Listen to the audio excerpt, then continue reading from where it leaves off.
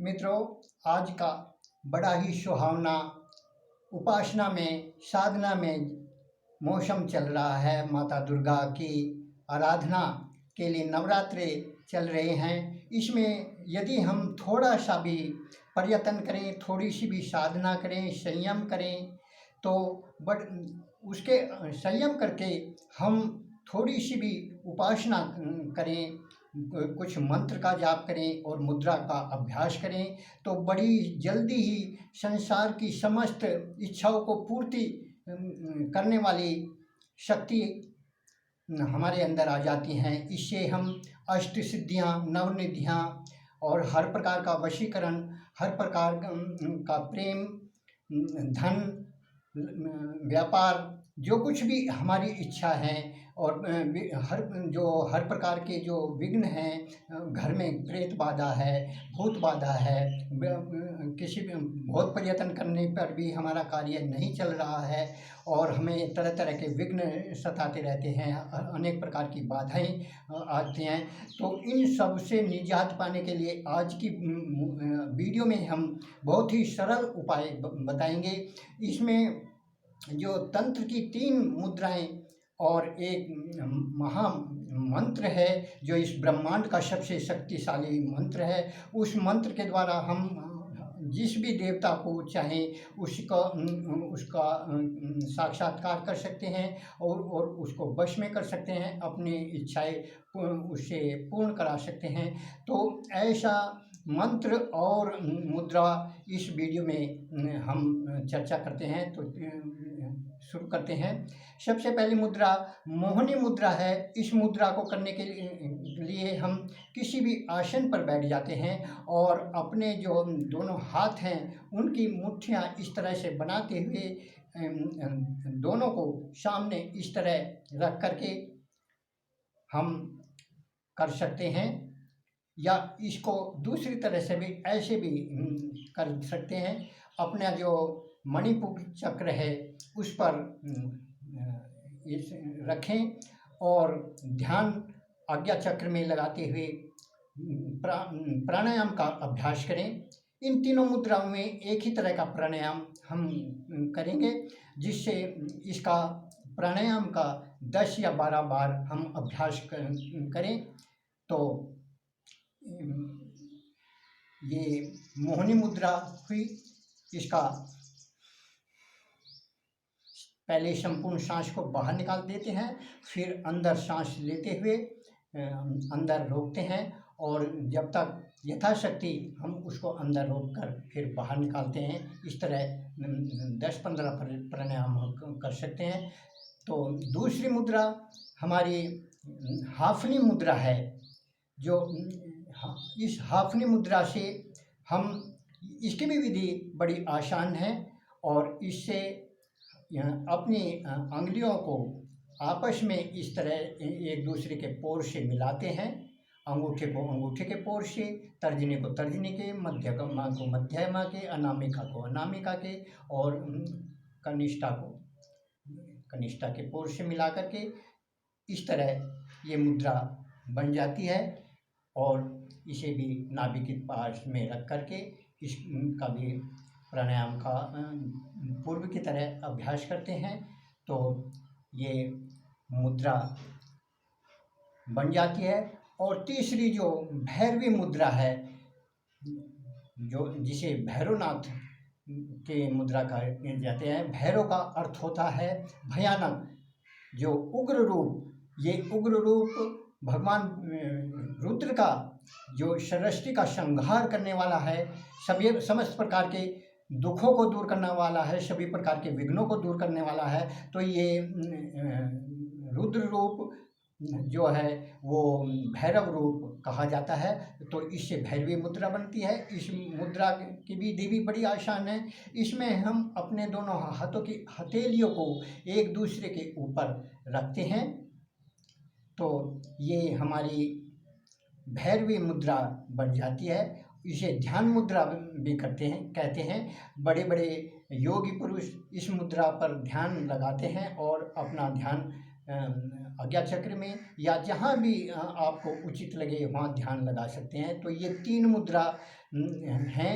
इन मुद्राओं के द्वारा हम इन कोई सी भी एक मुद्रा का अभ्यास करें, या तीनों का मंत्र की साधना करने से पूर्व तीनों मुद्राओं का अभ्यास भी कर सकते हैं, और मंत्र के समय किसी एक मुद्रा का अभ्यास करते हैं। ये बात हमें ध्यान रखनी है। तीनों मंत्रों, ऐसा नहीं कि 1000 मंत्रों का जाप कर लिया इस मुद्रा से, दूसरी का कर लिया, तीसरी का कर लिया, इस तरह नहीं। कोई सी भी मुद्रा पहले तीनों का अभ्यास कर लेंगे तो बड़ा अच्छा रहेगा, और फिर एक एक मुद्रा का जो सी भी मुद्रा आपको उपयुक्त लगे, चाहे भैरवी मुद्रा, मोहिनी मुद्रा या हाफनी मुद्रा, जो सी भी मुद्रा आपको अच्छी लगे, उस पर हम अपने साधना का अभ्यास करेंगे। डेली इसका अभ्यास करेंगे। तो नवरात्रि हैं, इसमें बहुत ही आसान है। तो सोने पर सुहागा हो जाएगा, आपका जो उपवास का उपवास हो जाएगा, और ब्रह्मांड की सारी शक्तियाँ आपकी मुट्ठी में हो जाएंगी। तो इन मुद्राओं में से किसी का अभ्यास करते हुए इस हम मंत्र का जाप करें, और इसका निरंतर से 11 माला, 21 माला या जो 51 माला का जाप डेली कर सकते हैं। जिन्हें साधना करनी है, जिन्हें कुछ सिद्धियां प्राप्त करनी है, और वे तो इसका 31 या 51 मालाओं का जाप करें। और जिन्हें मामूल अपना उपासना ही करनी है, तो वो 11 मालाओं का जाप डेली कर सकते हैं। इस तरह इसका जाप करना चाहिए। तो इसमें कोई विधि भी बहुत आसान है, कोई ज़्यादा कठिन नहीं है, किसी प्रकार का भय बाधा नहीं है, किसी प्रकार का कष्ट नहीं है। तो बड़ी आसानी से ये हो जाती है। इसके लिए हम शुद्ध घी का दीपक जलाएं, और जो किसी भी आसन पर बैठ जाएं, चाहे रुद्राक्ष की माला ले लें, चाहे वैसी माला ले लें, कोई नहीं। क्योंकि देवता जो हैं भावनाओं के भूखे होते हैं, वे आपके अंदर श्रद्धा विश्वास होना चाहिए, तो और संयम होना चाहिए। इसमें सबसे बड़ी बात है, कोई याद रखिए, कोई भी तंत्र साधना हो या वैदिक साधना हो, पौराणिक साधना हो, किसी भी प्रकार की साधना हो, वो बिना ब्रह्मचर्य के सिद्धियां प्राप्त नहीं हो सकती। ये नियम है। इसलिए जो साधक कहते हैं कि हमने इतने फलाने मंत्र का जाप कर लिया, उसका इतना वो कर लिया, लेकिन हमें कोई भी सफलता नहीं मिली, तो उनको याद रखना चाहिए कि पहले जो अनुकूल वातावरण बनाइए, अनुकूल अपना शरीर को बनाइए, और जब जा कर के आप संयम करते हुए जब जा कर के उसमें सफलता प्राप्त कर सकते हैं। आपने देखा होगा किसी भी परीक्षा में जो आदमी तभी सफल होता है जब उसके अनुरूप अपने को ढाल लेता है, अपने को बना लेता है, अपने का समर्पण कर देता है। तो इसी तरह से हम अपनी सफलता प्राप्त करने के लिए उसको अपने को पूर्ण रूपेण समर्पण कर देना चाहिए, और श्रद्धा विश्वास के द्वारा हम कर सकते हैं।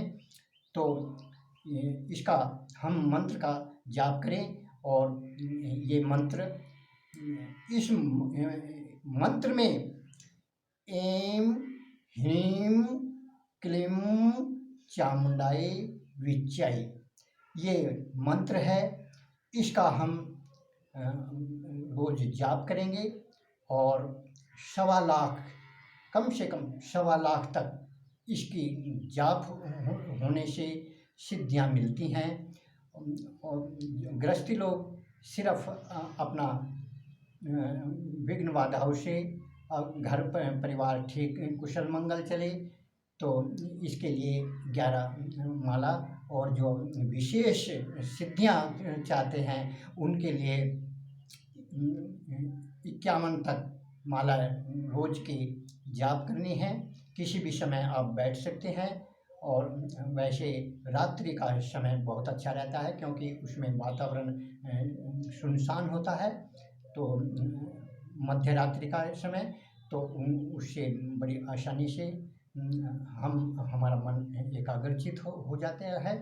तो इन तीनों मुद्राओं के और इस मंत्र के जाप से, क्योंकि इस मंत्र में सरस्वती का रूप है, और ह्रीं लक्ष्मी का, और क्लीं जो महाकाली का, तीनों की आराधना एक साथ हो जाती है। या इसे हम सरस्वती सत्व का रूप है, और लक्ष्मी रज का रूप है, और जो महाकाली है वो तमोगुण का रूप है। सत्व रज तम तीनों गुणों, प्रकृति के तीनों गुणों की जो उपासना इससे है। चाहे आप इसे ब्रह्मा विष्णु महेश भी कह सकते हैं।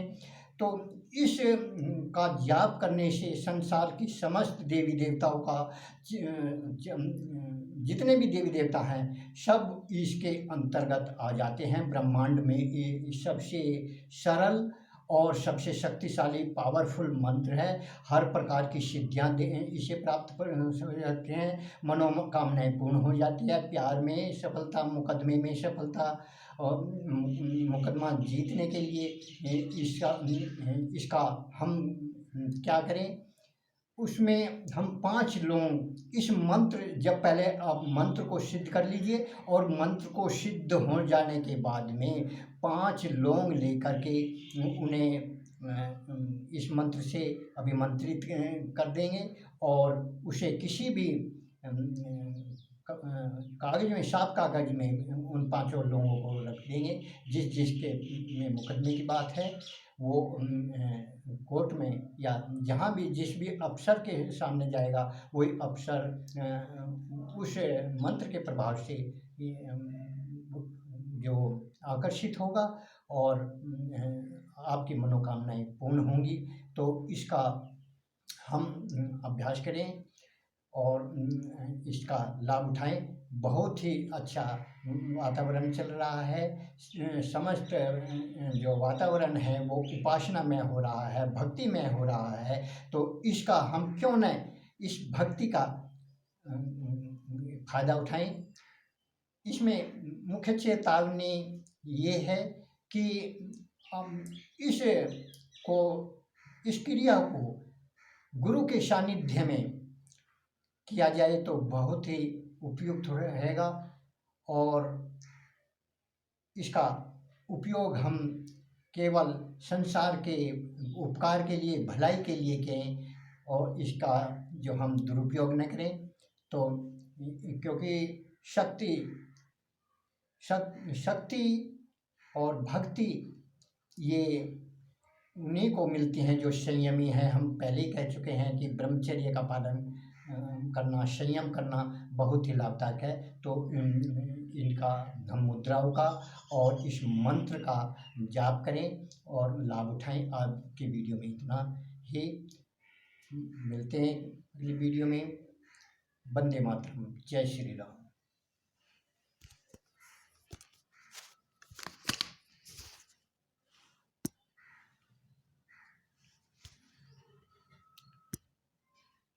Oh.